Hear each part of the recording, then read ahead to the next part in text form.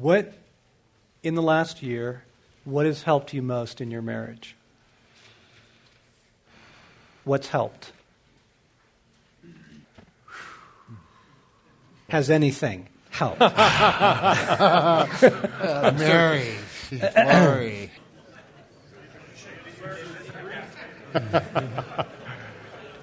Yeah, dropping her off at captivating is not a good answer.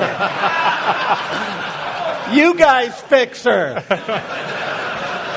It's helpful, but that's not. I'll go first on this one. Yeah, you wrote the book.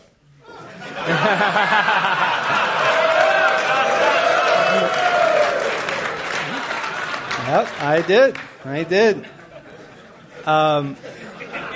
I would say handicap. Hey, Art, could you just kind of pull down? Thank you. Cut him off. Time.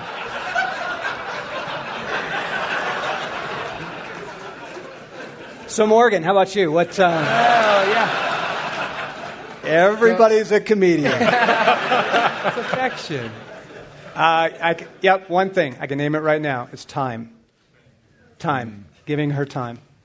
And it is a conscious, it feels like a grinding of the gears for me to do it. I blast. I fly. I get things done. And I do it all day long. And then I get home and I get things done.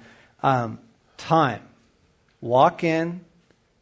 Cell phone, car keys on the counter, sit down. How are you? What's going on? What's new? Right? Where are the guys? What's going on with the boys today? How come they're, just time. Simple as that. Giving her time. And she absolutely thrives on it. She thrives on it. Mine would be coming clean on a few things. It's just, I think there's been some part of me that has just felt like, whether it's in the area of finances or just kind of managing our home, our life, vacations, planning things ahead of time. I'm such a last-minute impulsive, and Lori longs for a sense of strength and confidence that's kind of ahead of her, leading the way. And I think for, I don't know how long, I've kept some of my fears and some of my brokenness and parts there that have feared being that man from her, thinking that it'll get fixed and I won't have to kind of come clean with. This scares the hell out of me. Mm-hmm. I don't know what I'm doing. Right. I'm lost. Mm-hmm. I'm 56, but I'm more a 20-year-old here and here.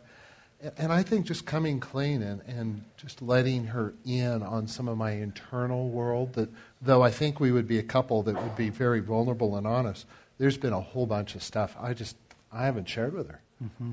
Kind of sealed her out of. Oh, I was convinced her reaction would be so overwhelmingly negative, and I shared it, and I mean she responded like a woman of God, and I was just, it was one of those moments of, my goodness, why have I held all this in? So in the last year, that's probably it for me. For me, the biggest thing that stands out is I retired my superhero cape this year. And I realized we've been married 8 years, and there's this diabolical temptation in our culture, I feel at least, and with my peers, that your wife wants you to be a man, and she wants you to be a woman.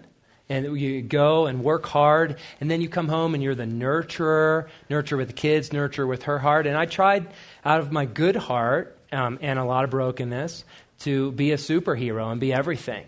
And then my wife, what she needs is for me to be her husband, not her father, not her counselor, not her girlfriend. And I realized in some way I was wearing every one of those hats. Sometimes, she's not doing well, and now I say, sounds funny, but it's really good. But call John and Stacy. Go get some prayer. Right. Or, you know what, honey, I hear you, Yep. and I hear your pain. I think you need some time with your girlfriends. And I really, out of a genuine, I just try to discern when I am to be her husband and when I'm supposed to help her to have her needs met somewhere else. Yeah. And she trusts my heart, and so she's seeing the fruit of it, that it's better for her and for me, and she gets me now, whereas before, in trying to be Superman, she didn't even get me. So retired the cape. Yeah, that's huge. You know, that question is, I mean, I've got an answer for it, but it I'm kind of busted by it as well. This last year, I think Tana and I have really focused on Chris, our son. He's about to deploy in 10 days, and we've really been focused on that in our prayer life. And we prayed hard for that, consecrating him, his missions, all of his equipment, his helicopter, everything, just praying in the future for that, God's favor and so forth over him. But, boy, I think Tana's been, she's been in a hard place with that. I think it's much harder for a woman and a mother to let her son go. And I've been derelict in that.